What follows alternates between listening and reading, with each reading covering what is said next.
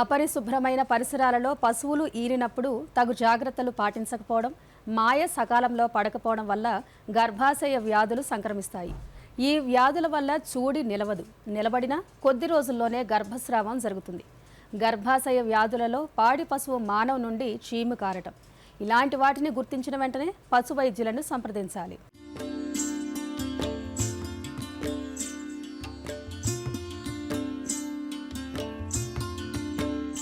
పాడి పశువులు ఆలస్యంగా ఎదకు రావడం, ఈనిన తర్వాత సకాలంలో చూడి కట్టకపోవడం వంటి సమస్యలను రైతులు తరచూ ఎదుర్కోవాల్సి వస్తోంది. కొన్ని పశువుల్లో ఎద లక్షణాలు బలహీనంగా ఉండి పైకి కనిపించవు. ఈ సమస్య పాలిచ్చే గేదెలలో అధికంగా ఉంటుంది. ఆహారంలో లోపం వలన అండాశయం సక్రమంగా వృద్ధి చెందక పశువులు సకాలంలో ఎదకు రావు. దీర్ఘకాలిక వ్యాధుల వలన కూడా పశువులు సకాలంలో ఎదకు రావు. పశువులకు అందించే మేతలో తగినన్ని ఖనిజ లవణాలు లేకపోవడం, విటమిన్ ఏ లోపం వల్ల కూడా ఎద లక్షణాలు బలహీనంగా ఉంటాయి. కొన్ని పశువులు సకాలంలో ఎదకు వచ్చినా 2-3 సార్లు గర్భధారణ చేసినా చూలు కట్టవు. తిరిగి మరలా ఎదకు వస్తూనే ఉంటాయి. దీనినే రిపీట్ బ్రీడింగ్ అంటారు. పశువు గర్భాశయంలో సూక్ష్మజీవులు ప్రవేశించినప్పుడు, సకాలంలో గర్భధారణ చేయించినప్పుడు, వీర్యం నాణ్యత సరిగా లేనప్పుడు ఇలా జరుగుతుంది.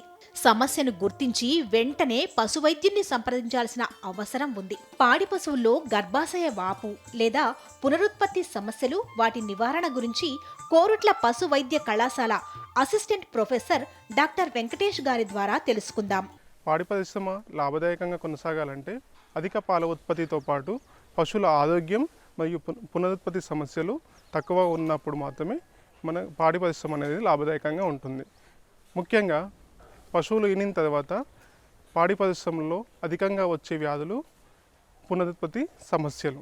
ఈ పునరుత్పత్తి సమస్యలను మనం ఏ విధంగా తగ్గించుకోవాలి, దీన్ని తగ్గించుకొని పాడి పరిశ్రమను ఎలా లాభదాయకంగా నడిపించాలో ఇవాళ తెలుసుకుందాం. గర్భాశయ వాపు ఏ విధంగా వస్తుంది, దీనికి గల కారణాలు ఏమిటో మనం తెలుసుకుందాం. మొదట పశువులు ఈనిన తర్వాత పశువులు ఈనే సమయంలో పశువుల పాకలు అనేది పరిశుభ్రంగా ఉండాలి. ఒకవేళ పరిశుభ్రంగా లేనట్లయితే పశువులు ఈనే సమయంలో మనకు గర్భాశయ వ్యాధులు వచ్చే అవకాశాలు ఉన్నాయి. ఇంకోటి, పశువులు ఈనిన తర్వాత 12 నుండి 24 గంటల లోపల మేయ వేయనట్లయితే పశువు యొక్క గర్భాశయం ఇన్ఫెక్షన్కి గురయ్యే అవకాశాలు ఉన్నాయి. అదే కాకుండా పశువులు ఈనే సమయంలో ఇబ్బంది పడడమే కాకుండా ఇబ్బంది పడేటప్పుడు కానీ లేకపోతే సరైన సమయంలో మేయ వేయకపోవడం వల్ల గర్భాశయ వ్యాపు వచ్చే అవకాశాలు ఉన్నాయి.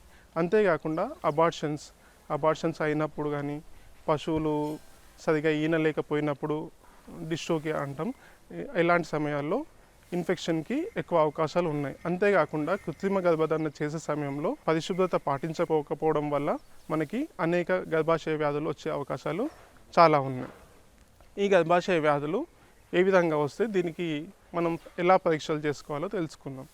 మనం గర్భాశయ వ్యాధుల్ని ఎలా పరీక్ష చేసుకునేటప్పుడు మనం గర్భాశయం నుండి వచ్చే స్రావాలను కానీ ద్రవాలను కానీ మనం సేకరించి ప్రయోగశాలలో పరీక్షలు జరిపి మనం వ్యాధి నిర్ధారణ చేసుకోవచ్చు. ముఖ్య లక్షణాలు ఏముంటాయి, గర్భాశయ వ్యాధుల యొక్క ముఖ్య లక్షణాలు ఏ విధంగా ఉంటాయో తెలుసుకుందాం. గర్భాశయ వాపు ఉన్నప్పుడు మనకి యోని నుండి చిక్కటి స్రావాలు వస్తూ ఉంటాయి. అవి తెలుపు రంగులో ఉంటాయి. గుడ్డు సొన వలె కాకుండా తెల్లని పదార్థం వల్లే బయటికి వస్తుంటాయి. ఈ విధంగా పశువుల యోని నుండి ఈ విధమైన స్రావాలను గమనించినట్లయితే పశువు యొక్క గర్భాశయం మనకి అనారోగ్యంగా ఉన్నట్లు గుర్తించుకోవాలి. అంతేకాకుండా మనం ప్రయోగశాలలో వైట్ సైడ్ టెస్ట్ అనే వ్యాధి నిర్ధారణ పరీక్ష చేసుకొని మన గర్భాశయ వాపు ఉందని తెలుసుకోవచ్చు. ఈ పరీక్షలే కాకుండా మనం అల్ట్రాసౌండ్ అనే పరికరంతో పశువు యొక్క గర్భాశయాన్ని ఆరోగ్యం ఎలా ఉందో నిర్ధారించుకొని పశువు గర్భాశయం ఆరోగ్యంగా ఉందా లేదా ఎటువంటి ఇన్ఫెక్షన్కి లోనైందో అని తెలుసుకోవచ్చు. ఈ విధమైన పరీక్షల ద్వారా మనం గర్భాశయ వ్యాధులను తెలుసుకోవచ్చు. ఒకవేళ మనం గర్భాశయ వ్యాధుల్ని గమనించినట్లయితే, పాడి పరిశ్రమలో గర్భాశయ వ్యాధులు ఉన్నట్లయితే మనం మొదట యాంటీబయాటిక్ మందులను ఉపయోగించుకోవాల్సి ఉంటుంది. ఈ యాంటీబయాటిక్ మందులను క్రమం తప్పకుండా 5 రోజుల పాటు ఉపయోగించాలి. ఈ యాంటీబయాటిక్ వ్యాధులే కాకుండా వాపు నివారణకు, నొప్పి నివారణకి మనము యాంటీ ఇన్ఫ్లమేటరీ మందులను వాడవలసి ఉంటుంది. ఈ యాంటీబయాటిక్ మందులకు ప్రత్యామ్నాయంగా నేటి కాలంలో మనకు వివిధ రకాలైన మందులు అందుబాటులోకి వచ్చాయి. ఈ మందులు పశువు యొక్క గర్భాశయం యొక్క వ్యాధి నిరోధకతను పెంచి పశువుల్లో ఉన్న ఇన్ఫెక్షన్ని తగ్గించే అవకాశం ఉంది. కాబట్టి ఈ విధమైన నివారణ చర్యలు తీసుకొని మనం పశువు యొక్క గర్భాశయాన్ని ఆరోగ్యంగా ఉంచి పశువుల పాడి పరిశ్రమలో మనం అధిక లాభాలని పొందవచ్చు.